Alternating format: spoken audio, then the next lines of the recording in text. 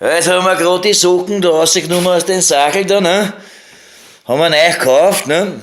Nur was mir im Arsch geht, ja, die haben so draußen so eine Struktur, so Pusteln, so diese Tupfeln sind so wie Warzen, wie Pusteln, ne? Das geht mir ein bisschen am Arsch und dieses Material ist auch eingeschissen, das ist 1000% Synthetik, Polyester, Polyacryl, nie und nimmer Baumwolle, wie es gestanden ist, ne?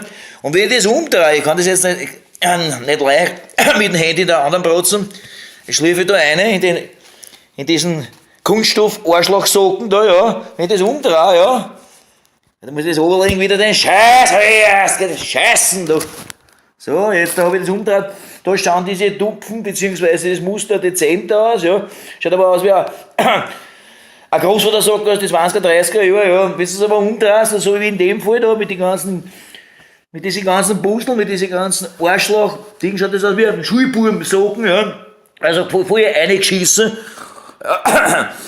Also der, was das erfunden hat, so einen Socken, ich meine, der muss komplett hintermühren sein, aber no depper, da muss der sein, der so einen Scheißdreck kauft, ne? So wie ich. Na gut. So ist es anziehen, so ist es nicht anziehen. Das Muster macht mir weniger aus, aber der Stoff ist so eingeschissen. Immer wieder fahre ich ein in diese Glücksdorfer Bekleidungsleben, ne? Vor immer wegen am Preis und ob der Optik greifst das gar hoch an, haut hin, dann kommst du heim, dann passt das nicht, dann kriegst du irgendwann einen Allergieausschläge, weiß ich, drehst dreimal in Gras, ja, wurscht. So, also, grüß euch, danke fürs Zuhören, fürs Zuschauen. Jetzt ist Maus, nein, im Schneckenhaus, nein, im Sockenhaus.